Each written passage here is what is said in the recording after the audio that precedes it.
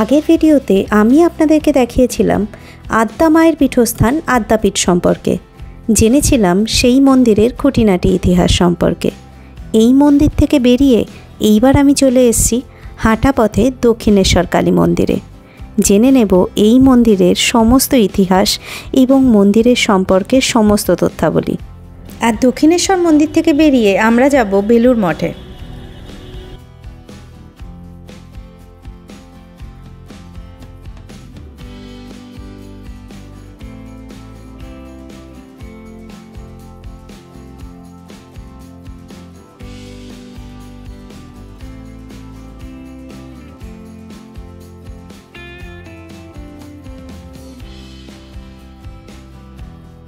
তো চলুন আজকে আমার সাথে আপনারাও দর্শন করে নেবেন কলকাতার এই বিখ্যাত দুটি জায়গা।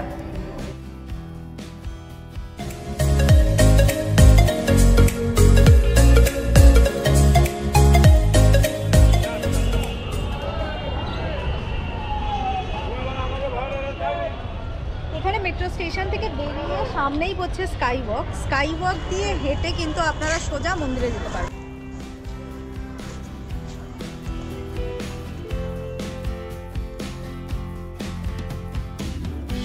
350 মিটার দৈর্ঘ্য স্কাই ওয়াক রানী রাসমণি রোডে দক্ষিণেশ্বর বাসস্ট্যান্ড এবং রেলওয়ে স্টেশনকে কালী মন্দিরের সঙ্গে সংযুক্ত করে।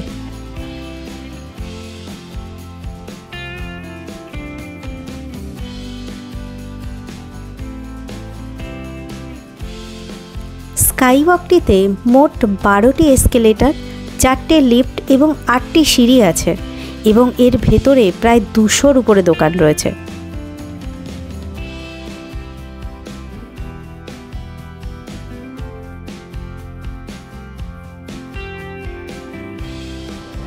স্কাই ওয়াক অনেক রাস্তা, আমি ভেবেছিলাম যে অনেক কম হবে, কিন্তু এটা অনেক রাস্তা, শেষই হচ্ছে না।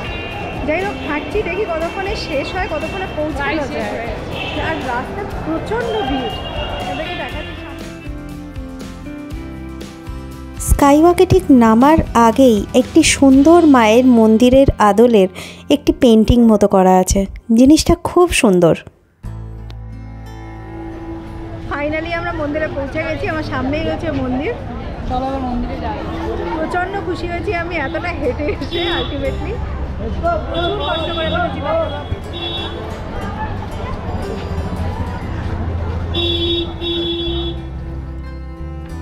স্কাইওয়াকের 2 নম্বর গেটের সিঁড়ি দিয়ে নামলেই সামনেই পড়ে মন্দির এবং এর অপোজিটেই আছে ভবতারিণী ফেরিঘাট, যে ফেরিঘাট দিয়ে আপনারা সহজেই বেলুড় মঠের জন্য যেতে পারেন।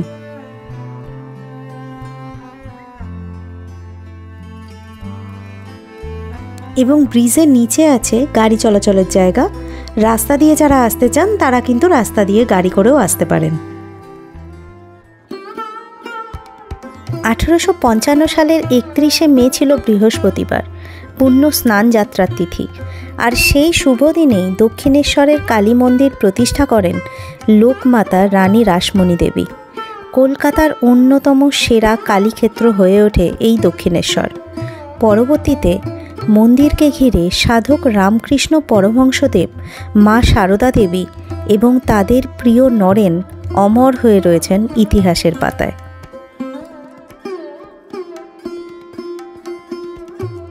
জানা যায় দক্ষিণেশ্বর মন্দিরটি নবরত্ন স্থাপত্য ধারায় নির্মিত হয়েছে।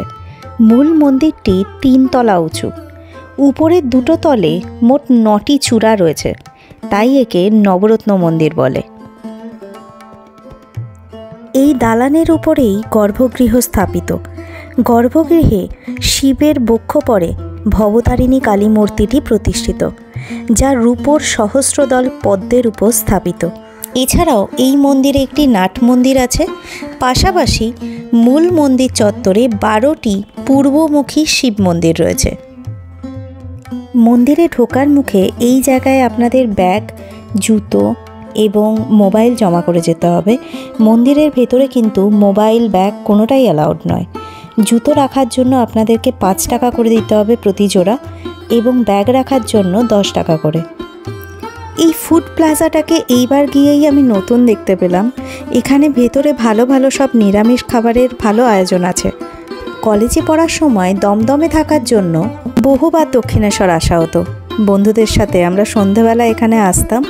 নাট মন্দিরে সন্ধেবেলা কীর্তনের আয়োজন থাকতো, মন ভরে যেত সেই জিনিসটা দেখতে। আপনারাও যখন আসবেন চেষ্টা করবেন সন্ধেবেলার কীর্তনটা দেখার। কথা দিচ্ছি খুব ভালো লাগবে।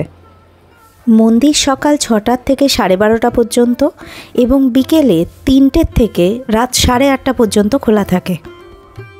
দক্ষিণেশ্বর মন্দিরের মধ্যে এই জায়গাটা আমার বেশ ভালো লেগেছিল। গাছে অনেক হনুমান বসেছিল।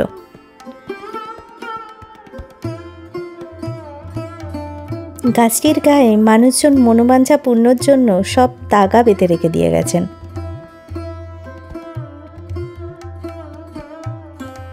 মন্দিরের ভেতরে এই জায়গাটাতে আপনারা পুজোর যাবতীয় সামগ্রী পেয়ে যাবেন। আমি একটা ছোট্ট কালী মায়ের মূর্তি আর একটি শিব মূর্তি কিনেছিল আমার বান্ধবী।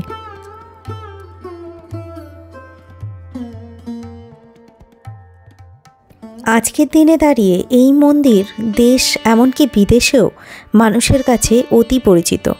নিত্যদিন বহু মানুষজন মাকে দেখতে এবং পুজো দিতে আসেন এই মন্দিরে। অন্যান্য দিনের মতোই এদিনও মাকে পুজো দেওয়ার জন্য মানুষের ভিড় লক্ষ্য করলাম মন্দিরে। মন্দিরের মধ্যে তো আর আমাদের ঢোকা হবে না, সেই কারণের জন্য আমরা দুজন আবার ডিসাইড করেছি যে আমরা বাইরে থেকে ঘুরে টুরে এবার আমরা যাব হচ্ছে বেলুড় মঠের উদ্দেশ্যে। বেলুড় মঠ আবার 8:30 পর্যন্ত খোলা থাকে, যেহেতু ফেরিতে চড়বো তো সেটা একটা টাইমিং আছে। সেই কারণে আমরা এবার দক্ষিণেশ্বর থেকে বেরিয়ে যাচ্ছি বেলুড় মঠের উদ্দেশ্যে। মায়ের পায়ে সহস্র প্রণাম জানিয়ে আমি এবং আমার বান্ধবী বেরিয়ে পড়লাম বেলুড় মঠের উদ্দেশ্যে। আমরা দুজন এখন টি ব্রেক নিয়েছি ফেরিঘাটে। ফেরিতে ওঠার আগে, বেলুড়ে যাওয়ার আগে আমরা এই দিদির দোকান থেকে চা খাচ্ছি। চা কত করে? 10 টাকা করে।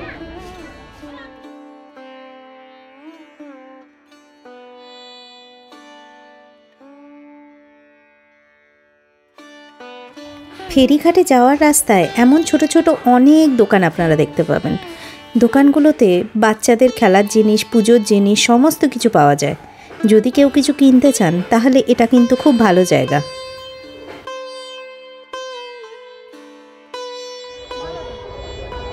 আমাদের চা খাওয়া শেষ, এবার আমরা যাচ্ছি ফেরিঘাটের দিকে। ফাইনালি হাঁটি করতে করতে প্রচুর লোকজন যাচ্ছে আমাদের সঙ্গে, সেই কারণের জন্য প্রবলেম হচ্ছে না বুঝতে যে ঠিক কোন দিকে যেতে হবে। তো আমরা ওইদিকে লোকজনকে ফলো করে করে আমরা হেঁটে হেঁটে যাচ্ছি।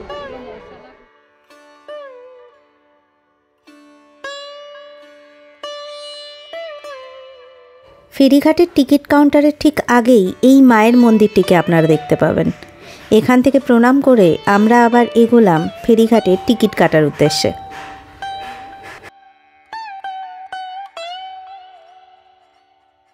সকাল 8টা থেকে রাত 8টা পর্যন্ত আধা ঘন্টা অন্তর অন্তর দক্ষিণেশ্বর থেকে বেলুড়ের লঞ্চ চলাচল করে। পার হেড টিকিটের ভাড়া হচ্ছে 11 টাকা করে।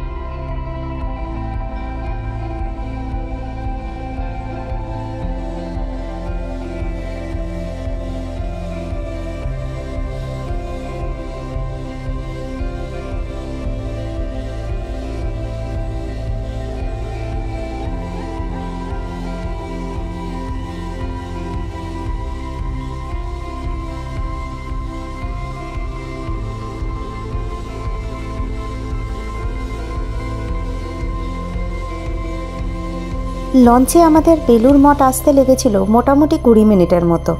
নেমে পড়লাম এবং আবার হাঁটা শুরু করলাম বেলুড় মঠের উদ্দেশ্যে। লঞ্চ থেকে নেমে আপনাদের কোনো অসুবিধাই হবে না, কারণ প্রত্যেকটা মোড়ের গলিতে কোন দিক দিয়ে ঠিক বেলুড় মঠ যেতে হবে সেই রাস্তার ইন্ডিকেশন দেয়া রয়েছে।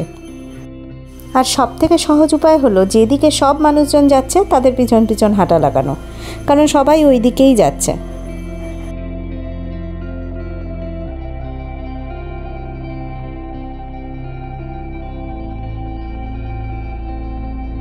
বেলুড় মঠ যাওয়ার রাস্তায় এই বরকন গাজী পীরের দরগাটি পড়বে।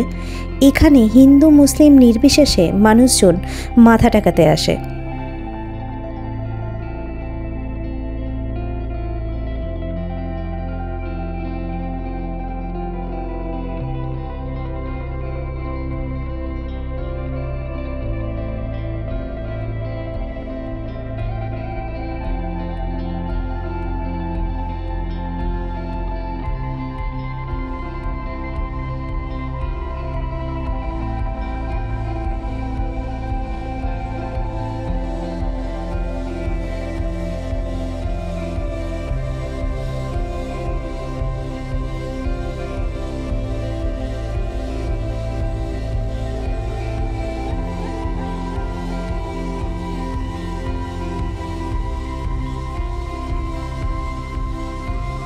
অবশেষে আমরা পৌঁছে গেলাম বেলুড় মঠে।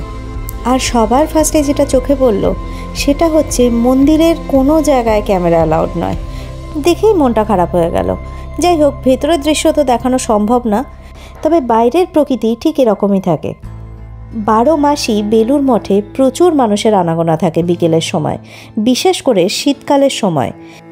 যারা যারা মঠে আসতে চান তাদের জন্য জানিয়ে রাখি, দর্শন করার টাইম হলো সকাল 6টার থেকে দুপুর 12টা পর্যন্ত, আর বিকেলবেলা আবার মঠটি খোলে 4টের সময় থেকে 8টা পর্যন্ত।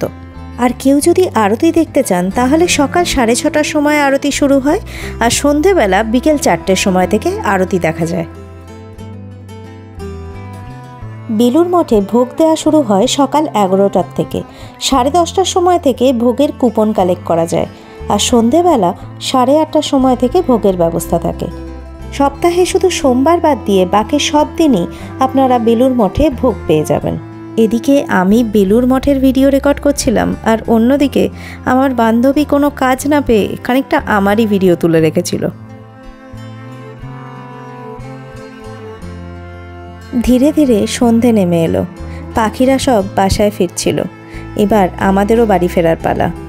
সবাই ভালো থাকবেন, সুস্থ থাকবেন। ভিডিওটা ভালো লাগলে অবশ্যই এটাকে লাইক করবেন, আর আমার চ্যানেলটিকে সাবস্ক্রাইব করবেন। Thank you for watching.